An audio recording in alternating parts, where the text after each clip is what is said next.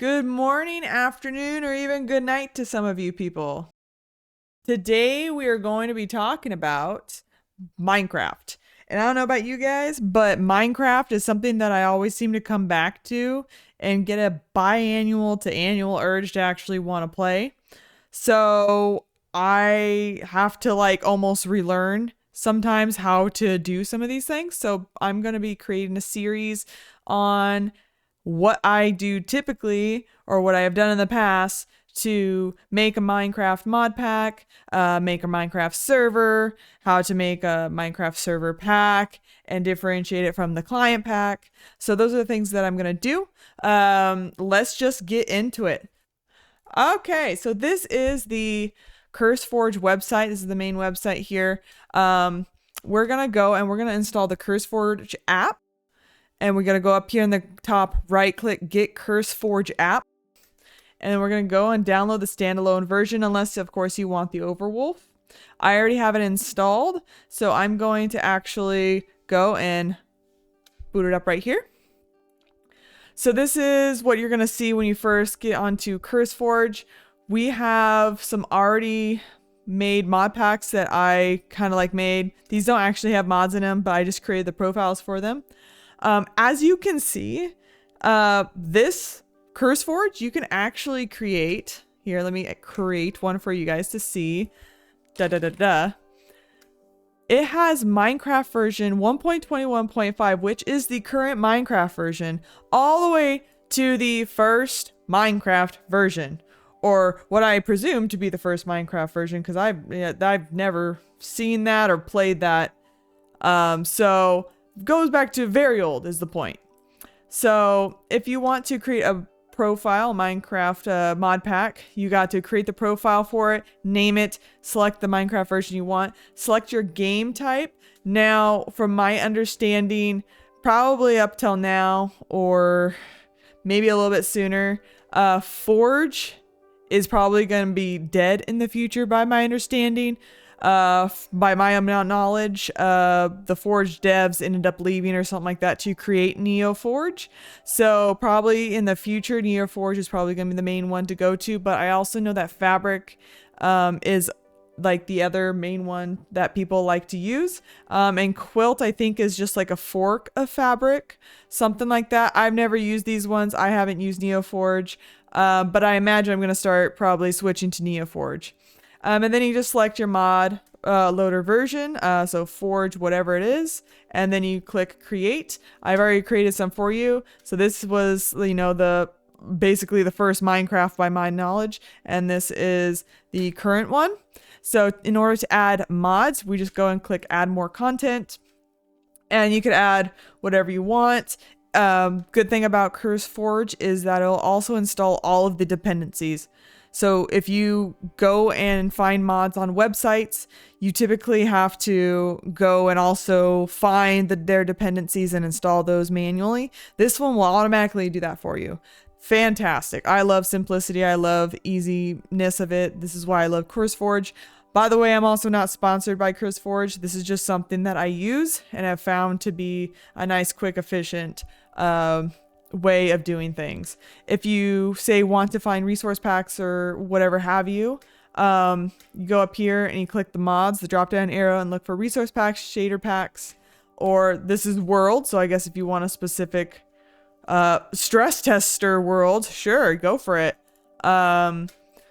So this is what you do here to find the mods. And if you want to look for any specific mods, you go to the filters, click categories, and you're just going to go and click whatever you want, like armor, tools, weapons. It got you.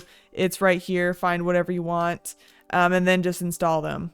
Great. So now that we got all these mods, basically, when you have a bunch of mods, sometimes the base allocation of memory that Minecraft likes to default to, which I think is like 4 gigabytes, isn't enough.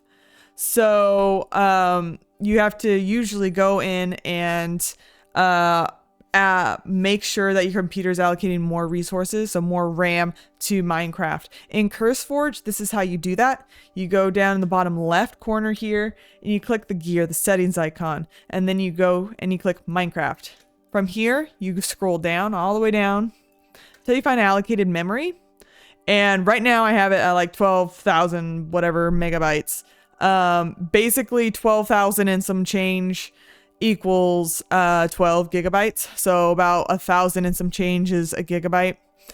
Typically you'll probably at like 4096 or whatever is like the base one. Depending on your mod pack, depending on how many mods basically that you have installed, 200, 150, 50, 2, whatever have you, that's gonna basically determine how much RAM you're gonna want to allocate. This is kind of tricky because you don't want to be like, I'm gonna allocate 34 gigabytes to Minecraft. You don't want to do that because Minecraft is kind of known, I guess, to like to waste or memory dump or whatever your RAM. Don't know a whole lot about that, but I've heard that if you allocate way too much memory or RAM to Minecraft, it will actually make it worse and make you lag or whatever have you. So my suggestion, if you have a bunch of mods, is somewhere between 8 gigs to probably 16. That 16 is like if you have a bunch of resource packs, shader packs, etc. I'm talking too fast for myself. Probably sweet spot would be somewhere between 10 and 12 gigabytes. So that's where I have mine set because I like to deck mine out with all the mods, shader packs, and resource packs because I'm just obsessed with mods and then never actually playing the game. All right, so now that you've been playing your Minecraft world for however long, mods update. All right, so you want to update your Minecraft mods. Alrighty, so how do we do that? So you go back into your CurseForge page and you click on, say, the Septech Ages is the one that you've been playing on, and you go into content. After you create your mods and all that kind of stuff, this is kind of like how it'll look like. You won't have the add more content page anymore. In order to get that back and in order to actually update your mods, you're going to want to go and click this 3 dots up here, and then you're going to go down to profile options, and then you're going to click on allow content management for this profile. And then also here, if you want to update your Forge version, because some of the mods that you have may require the latest Forge version that has been released since it last was updated. So that's where you go. This is where you go to update your Forge version as well. Just do that there. And then you click done. Here, now you can see that there's 92 mods that need to be updated. And then you just click literally update all and it'll do it all for you. It's super simple, super easy, fantastic. I'm not going to do it right now though, because this is a mod pack that I am using for a friend of mine. And yeah, I don't want to update all my mods and then all of a sudden I'd be off on versions. So yeah, let's see. What else do we have on here? We have servers. You can actually find servers here in the tabs up here, this top right one in this list, and you could find a bunch of multiplayer servers. I just found this actually a few days ago. It honestly probably was here this entire time, but this is the first time that my brain decided to look at it. And yeah, there's a bunch of Minecraft servers here that you can see that there's a lot of people playing. And what you want to do is once you find a server that you want, you go and you copy the IP address, you boot up Minecraft, whether that be like a modded Minecraft or whatever have you. Probably don't want to use the modded Minecraft one. And you boot it up, you go to the multiplayer, you hit the direct connect button, and then you paste in the IP, and then you join from there.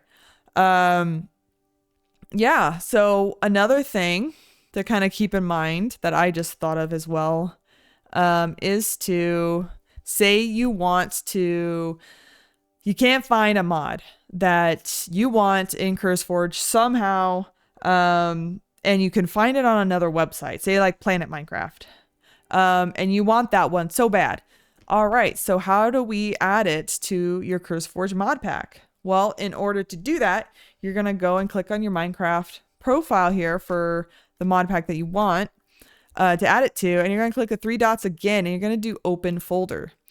When you click open folder, you're going to get this, and this one's pretty bare bones. Honestly, if you've been playing it for a while, there'll be a bunch more files here. But since I haven't even ran this Minecraft profile yet, we only got these two. But once you have those mods downloaded from that website, you go and you click mods, the mods folder here, and then you just drag and drop all the dependencies and the Minecraft mod itself there.